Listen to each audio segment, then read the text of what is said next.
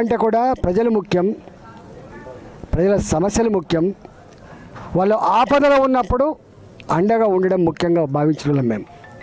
గట్లయితే కేసీఆర్ దగ్గరనే ఉంటుంది, బ్రహ్మాండంగా అడ్జస్ట్ అవుతుంటుంది.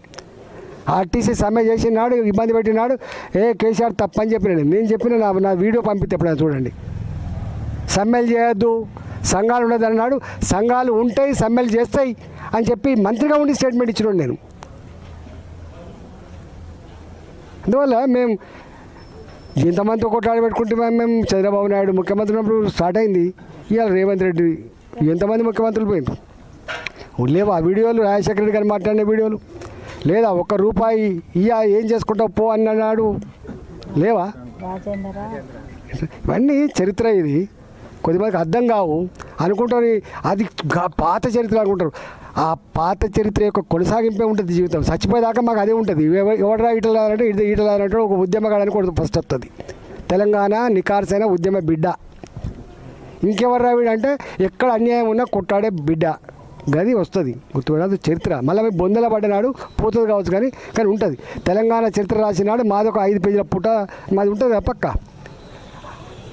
ఎప్పుడు కూడా ఉద్యమాల చరిత్రను చెరిపేస్తే జరగదు. అది ఉద్యమ నాయకుల చరిత్రను కూడా మలయం చేసే ప్రయత్నం చేస్తే పోదు. అది కొంతమంది ఉంటారు, చాలా ఉంటాయి, నాది మాట్లాడుకోకపోవచ్చు, కానీ డెఫినెట్గా రాబోయే కాలంలో మాత్రం ఇవాళ ప్రభుత్వాలు ప్రజల జీవితాలతో చెలగాటమాడే ప్రయత్నం చేసినా, గోల్మాల్ చేసే ప్రయత్నం చేసినా మేము కాపల కుక్కలాగా ఉంటామని చెప్పినాం. అప్పుడు మళ్ళీ ఉంటామనే విషయాన్ని గుర్తు చేస్తూ నమస్కారం.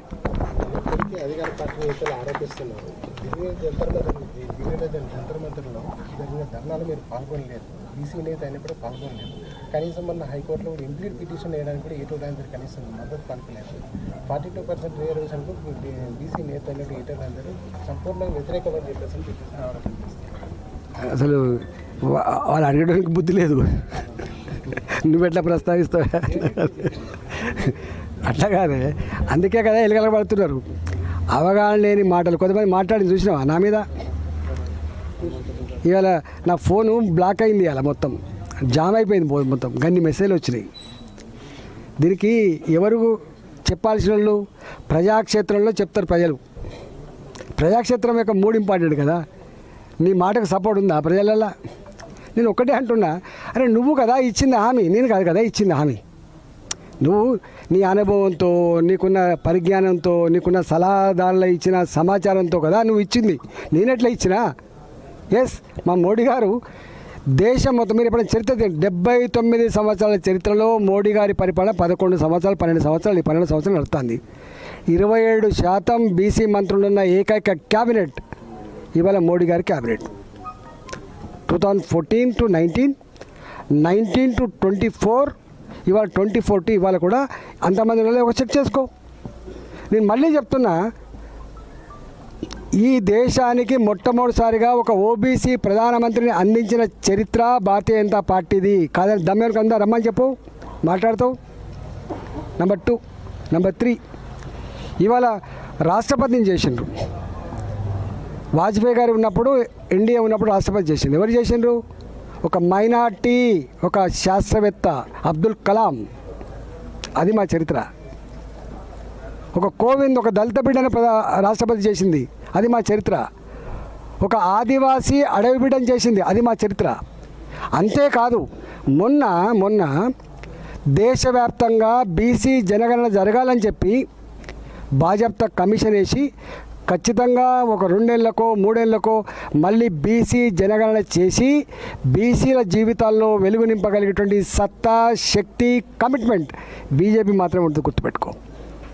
ఇది మా కమిట్మెంట్. మీకు డ్రామా కంపెనీ, మీరు పాలించలేదా? మీరు కొత్తగా వచ్చిందా మీరు ఈ దేశాల్లో? ఏమైనా అధికారులు రాలేదా? రాజీవ్ గాంధీ రాలేదా? రాజీవ్ గాంధీ గారు బీసీల రిజర్వేషన్ గురించి ఏం మాట్లాడిండో? రిజర్వేషన్ ఇస్తే మొత్తం మెరిట్ చచ్చిపోద్దని చెప్పిండు. మెరిట్ చచ్చిపోయి బీసీలకి ఇస్తే చచ్చిపోలే. ఇవాళ డీమ్డ్ విశ్వవిద్యాలయాల్లో పైసలకు అమ్ముకుంటూ చూసినా గడ్డ చచ్చిపోతుంది. మార్కులు రాకపోయినా పైసలు ఉంటే చాలని చెప్పే గక్కడ చచ్చిపోతుంది. మాట్లాడింది వాళ్ళు.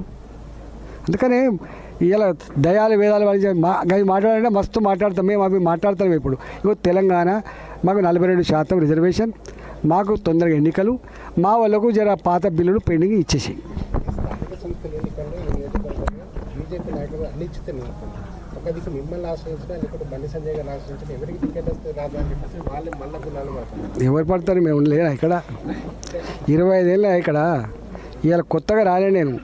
25 సంవత్సరాలుగా ఇక్కడున్నా, 25 సంవత్సరాలు ఇక్కడున్నా, అన్ని వేలల్లో అన్ని ఎన్నికలలో ఇక్కడ గెలిచింది మేమే. అప్పుడు బీజేపీకి వచ్చిన తర్వాత ఫస్ట్ ఎన్నికలు జరగబోతా ఉన్నాయి. డెఫినెట్గా మా 25 ఏళ్ళుగా మాతో ఉన్న కార్యకర్తలు, నాయకులు అనేక మంది కనపడతలేదా? సముద్రం లేకుంటాం మేము. ఎవరికి ఉండే ఇంత బలం ఎవరికి ఉన్నది? ఇలా ప్రజలు ఏడుస్తున్నారు. బిడ్డ నువ్వు కొంచెం దూరం అయిపోయి మాకు అన్యాయం అయింది బిడ్డ అని చెప్పి కన్నీళ్ళు పెడుతున్నారు. ఇలా మా బాధ్యత ఇవాళ మళ్ళీ మా బెంగటిలిన మా హుజురాబాద్ ప్రజానీకానికి రేపు సర్పంచ్లుగా, ఎంపీటీసీలుగా, రేపు ఎంపీపీలుగా, జడ్పీసీలుగా గెలిపించుకుంటారు వాళ్ళు. తప్పకుండా వాళ్ళ కాళ్ళకు మొలిగితే పనితో పీకే సర్వీసులో చూసినా తప్పకుండా చేస్తాం. అది 100% ఇస్తాం. ఎందుకు మేము ఇవ్వకపోతే ఎవరిస్తారా? పార్టీ మేము ఇవ్వకపోతే ఎవరిస్తారా? మేమే ఇస్తాం పార్టీ. నేను బీసీ ఇక్కడ నేను లీడర్నే. 25 ఏళ్ళ నుంచే లీడర్నే ఇక్కడ. నేను ఇక్కడ 25 ఏళ్ళ నుంచే లీడర్ని గుర్తుపెట్టుకో.